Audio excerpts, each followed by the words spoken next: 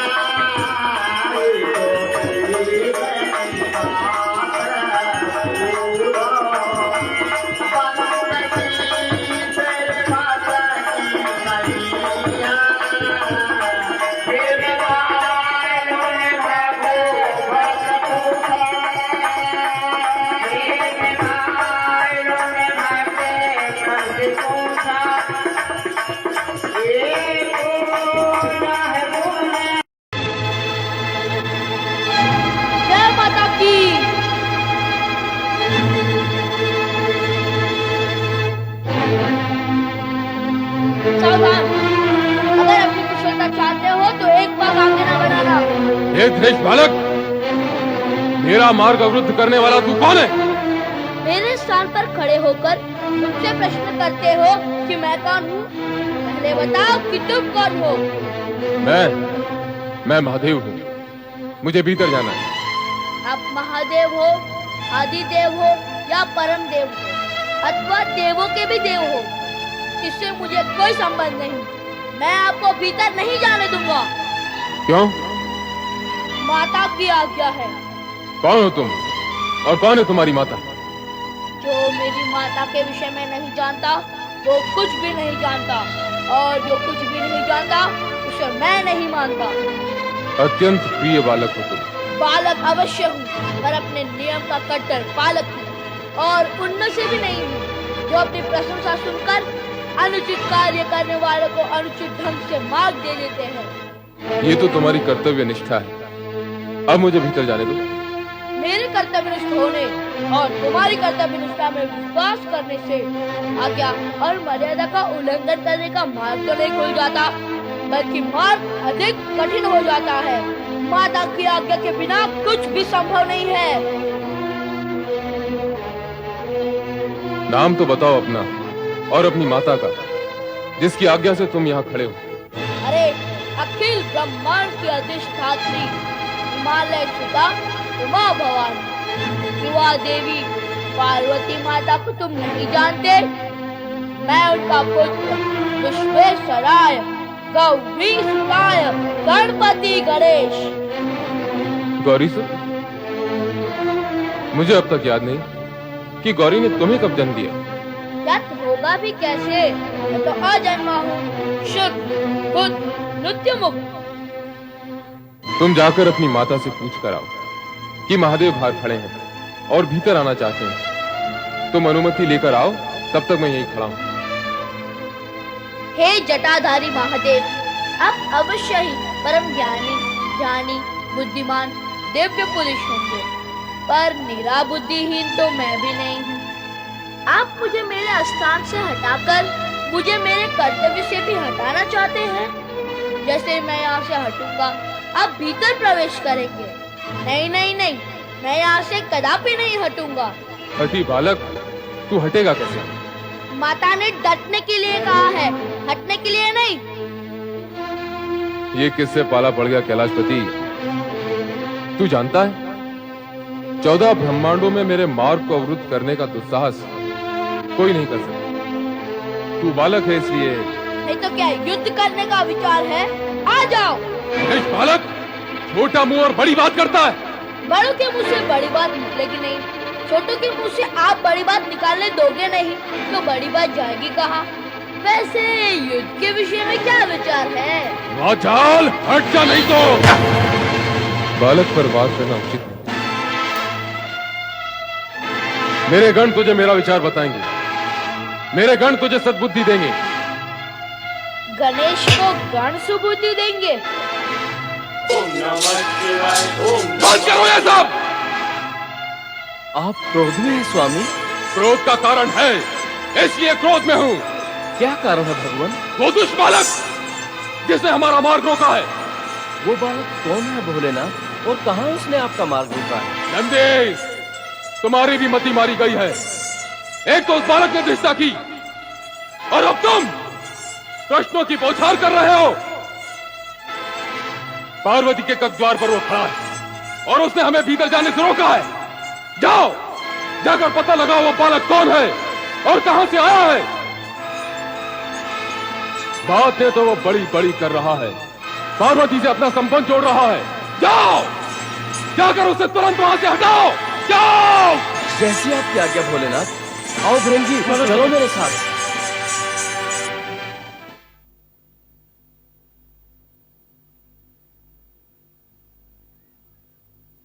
जय माता की।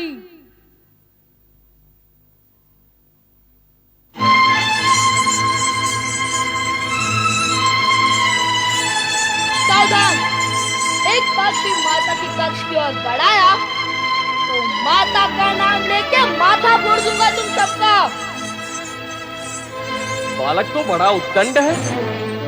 उद्दंड नहीं, हाथ में दंड है, और ये दंड मर्यादा का उल्लंघन करने वालों को दंडित करने के लिए है। बातें तो बड़ी बड़ी करता है, पर तू है कौन? तुम्हें छोटी छोटी बात सुनने का चाव है क्या? इतना बड़ा शरीर बड़ी बात नहीं झेल सकते, तो फिर तू मेरा बड़ा प्रहार क्या झेल सकेगा? मैंने पूछा कौन है तू? चिल्ला मत। ये आवश्यक नहीं कि मैं तेरे हर प्रश्न का उत्तर दूं, फिर भी देता हूँ। मैं अपनी माँ का पुत्र हूँ। अपनी माँ के पुत्र तो सभी होते हैं, पर तू यहाँ कहाँ से आ टपका? अपनी वाणी और भाषा को वश में रख। मैं कोई जल की बूंद नहीं जो टपक पड़ूं। मैं माँ का पुत्र हूँ, आया हूँ, प्रकट हुआ हूँ। प्रकट हुआ हूँ? क्यों हुए हो? किसने कहा था प्रकट होने के लिए? किसने कहा था प्रकट होने के लिए? अरे उद्दंड, अपने से बड़ों की नकल करता है। बड़ों की नकल करने की ही रीति है, छोटों की नकल बड़े करे ऐसा नहीं होता है। बातें तो बड़ी बुद्धिमानी की करता है। कार्य और भी अधिक बुद्धिमानी का करता हूँ। नहीं, कार्य तो तूने दुष्टता का किया है। कैलाशपति भगवान शिव शंकर को माता पार्वती के कक्ष में जाने से रोककर तूने उनका अपमान किया है। भगवान भोलेनाथ की आज्ञा है कि तुमको यहाँ से हटा दिया जाए। मुझे क्या हटाओगे? पहले मेरे पग को तो तने खिला के दिखाओ। अभी तुझे गेंद की तरह उछाल देते हैं, चलो।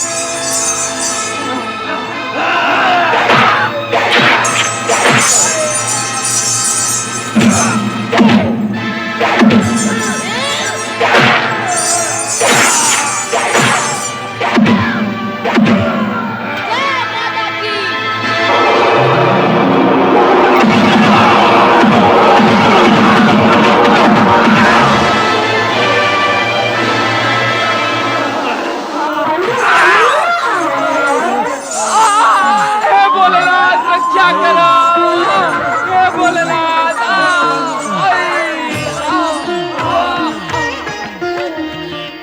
जया, ये चित्कार कैसा है? देखती हूँ कैसी चित्कार है।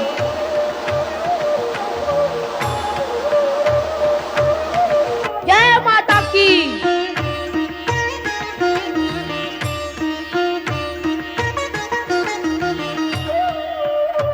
कौन हो तुम?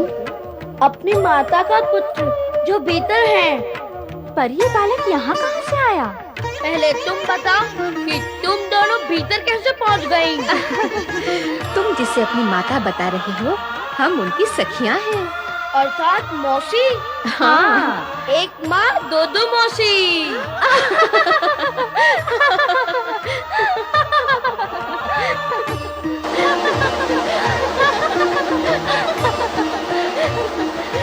तुम गई थी चित्कार सुनकर और लौटी हो हंसते हुए। क्या हुआ?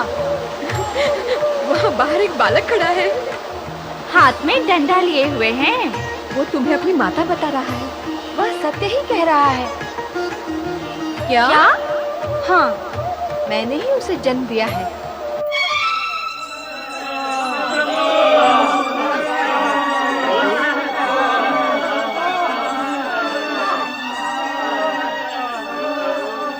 एक बालक के हाथों पिट गए तुम सब। ना जानी चाहिए तुम्हें। स्वामी, वो कोई साधारण बालक नहीं है। तो तुम क्या साधारण गण हो? उसके पास अद्भुत और अलौकिक शक्ति है। तुम्हारी शक्ति कहाँ गई? जाओ, जाकर तुरंत उसे पार्वती के द्वार से हटाओ। जाओ। भगवान, वो फिर भी ना माना तो देवी पार्वती से कहो उसे वहां से हटाए। जाओ। इस बार तुम निकट आए या कक्ष की ओर बढ़ने का दुस्साहस किया तो मैं तुम सबको उठाकर फेंक दूंगा। देखते हैं कौन किसको फेंकता है। इस बार यदि माता पार्वती की तरफ जाने से तुमने हमें रोका तो हम तुम्हें जीवित नहीं छोड़ेंगे।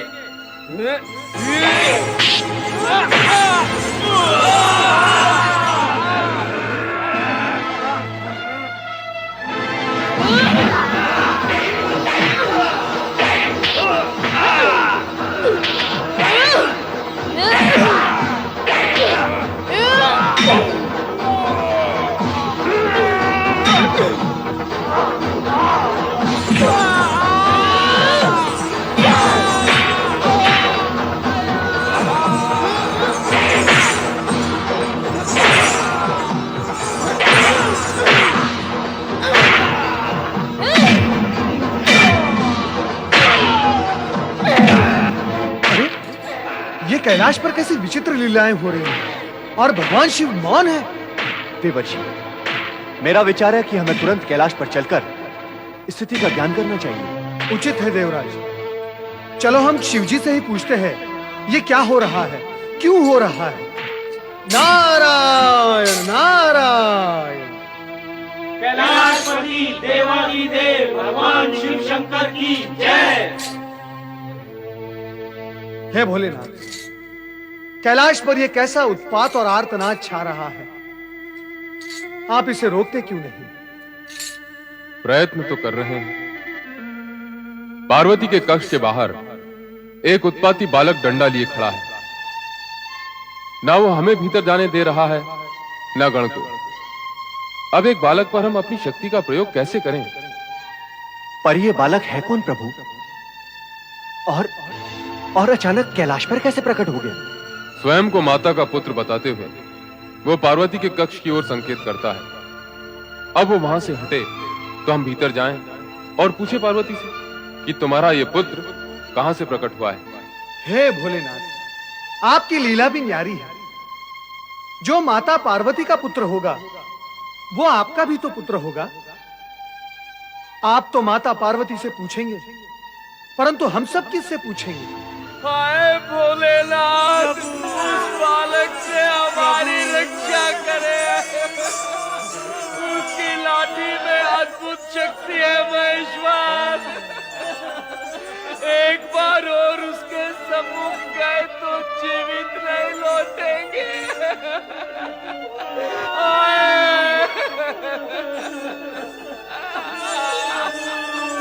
शांत हो जाओ नंदी महाराज, शांत हो जाओ। भगवान भोलेनाथ अवश्य कोई उपाय करेंगे। मैं क्या उपाय करूंगा? उस बालक की दुष्टता और धृष्टता पर यदि मेरा क्रोध जाग उठा तो अनर्थ हो जाएगा। आप उपयुक्त समय पर आए हैं, इसलिए उस बालक और गण की रक्षा के लिए श्री हरि विष्णु और ब्रह्मा जी के पास जाएं और उनसे निवेदन करें कि वे कैलाश पर आकर उस बालक को प्रेम से वश में करें। हाँ, यही उचित होगा। हम इसी समय वहां जाते हैं देवेश्वर। ओम तत्सत, ओम तत्सत, ओम तत्सत। प्रजापालक हिमालय राज की जय बोलो। राज राजेश्वरी मैना रानी की जय बोलो। प्रजा प्रिय युवराज मैना की जय बोलो। प्रियदर्शी राजकुमारी पार्वती की जय। पुत्री के अनुष्ठान से हर्षित होकर आपने सभी को इस हर्षोत्सव में सम्मिलित किया। मैंने भी सोचा इस हर्षोत्सव में भागीदार बनकर आप सभी को हर्षित करूं। कौन हो तुम? मैं हूं एक नटखट नट। जगत कहे जिसे हम भट्ट। नट से बन जाऊं मैं नटेश्वर, जगत माने से परमेश्वर। ऐसा अद्भुत हूं मैं नट, जिसका नाम लेकर झटपट तो पाप शीघ्र जाए कट। ऐसा हूं मैं नटों का नट। कहाँ से आए हो तुम? आया हूं कहां से मैं? आया हूं वहां से मैं।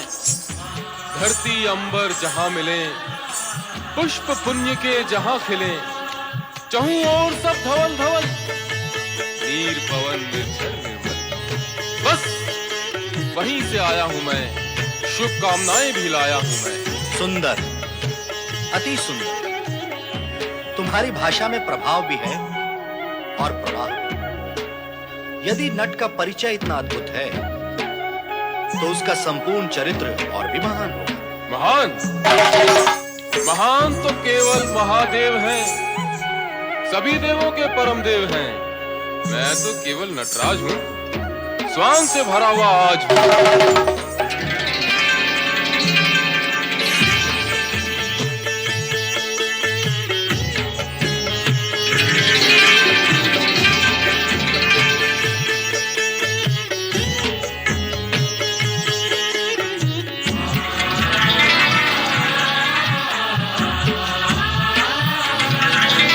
नटराज, तुम महादेव के भक्त भी हो। महादेव का भी और महादेवी का भी।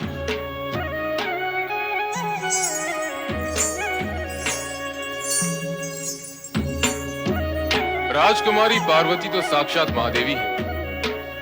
सुंदर वस्त्रों और आभूषणों से कैसा सुंदर रूप निखर आया है।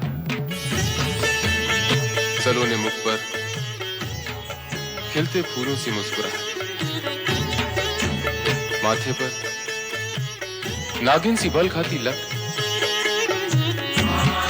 काली तिरछी भौहें जैसे भौरे लेते करवट, बाकी चितवन जिसे देख खेल उठे मन। मानो उमड़े हो काले घन, कितना भव्य है ये सात सवर, और कितनी सुंदर है ये बंठन। ऐ नट, अपनी सीमा और मर्यादा में रह। शांत राजकुमार मैनाक राज, क्रोध नहीं है भला काज। हर्षोल्लास का दिन है आज, नाचो गाओ बजाओ साथ, अन्यथा गिर जाएगी तुम्हारी लाज। अरे ओ नट, तुझे उचित अनुचित का कुछ भी ज्ञान नहीं है? महारानी जी, मैंने अनुचित क्या कहा? मैं तो एक नट हूं, स्वांग भरता हूं, शब्दों के चित्र बनाता हूं। यदि फिर भी आपकी दृष्टि से मैंने कुछ अपराध किया हो तो क्षमा करो इस नट को।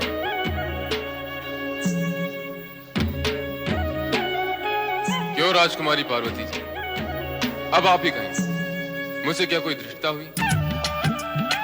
आपने मेरा रूप देखा ना, नट का रूप। मैंने भी तो आपका रूप देखा, महादेवी का रूप। जो मैंने देखा वो कहा, अब आप भी वही कहें जो आपने देखा। क्यों? मैंने क्या कुछ अनुचित कहा? अनुचित तो ना मैं करता हूं न देखता हूं, और जो देखते करते हैं उन्हें दंड भी देता हूं। नहीं, दंड दिखाता हूं। क्षमा करें युवराज, मैंने ऐसा वैसा तो कुछ कहा नहीं। मैं तो केवल एक नट हूं, स्वांग भरता हूं। अच्छा, तो नटराज ये तो बताओ कि तुम किस किस का स्वांग भर लेते हो? कभी ब्रह्मा,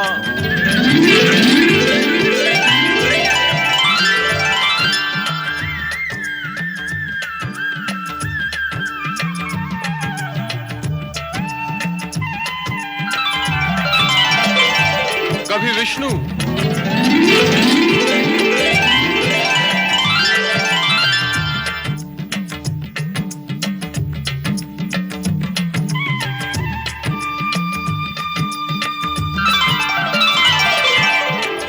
कभी कुछ भी बनता, कभी पत्थर, कभी पर्वत, तो कभी भक्तों में रमता हूं।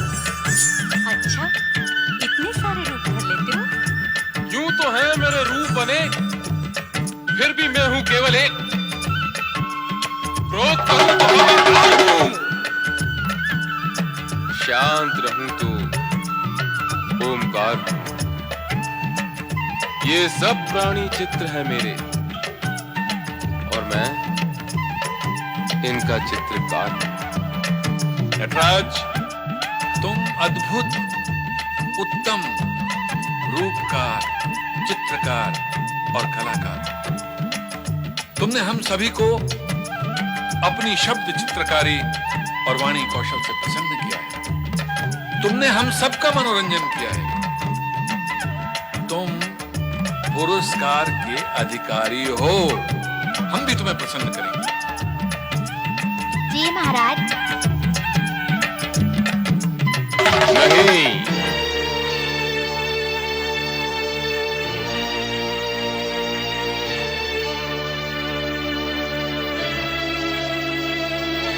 ये भी नहीं। तुम्हें ये भी नहीं चाहिए, वो भी नहीं चाहिए, तो क्या चाहिए तुम्हें? मुझे वो चाहिए जो अनमोल है। तो क्या हाथी, घोड़े, हीरे जवाहरात चाहिए तुम्हें? नहीं, पद, अधिकार, प्रतिष्ठा चाहिए तुम्हें? नहीं महाराज, नहीं, मुझे ये सब कुछ नहीं चाहिए।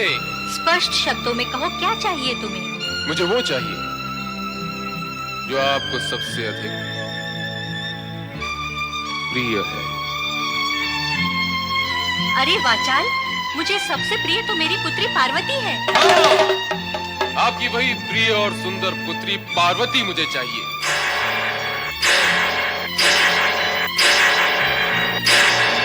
दुष्ट, पापी, अधर्मी, तेरा ये दुस्साहस परिणाम जानता है अपनी धृष्टता का। मैं तुझे जीवित धरती में गड़वा दूंगी। हम तुम्हें भूखे शेरों के सामने डलवा देंगे। ये कहाँ का न्याय और नीति?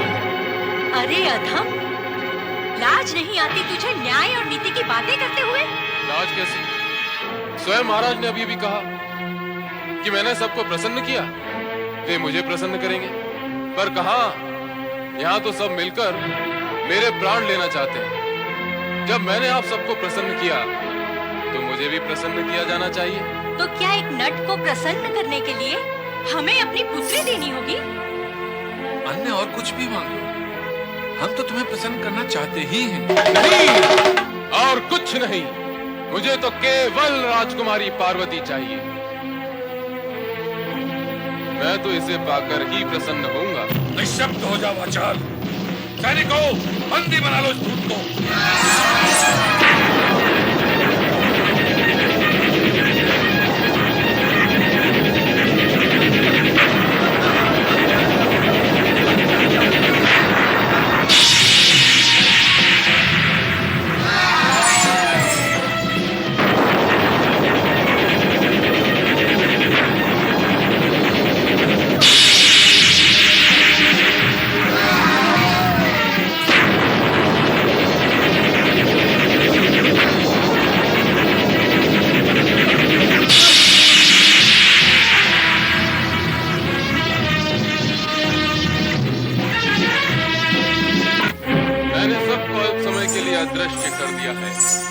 मैं जो चाहूं वो कर सकता हूं। मेरा कोई कुछ नहीं बिगाड़ सकता। पर राजन, ध्यान रहे, मन प्रसन्न करने वाले नट को खाली हाथ लौटाना शुभ नहीं होता। इसका परिणाम भी शुभ नहीं होगा। पुनः विचार कर ले हिमालय राज। विचार हो चुका, तुम्हें मृत्यु दंड मिलेगा। मैं तुम्हें जाने नहीं दूंगा।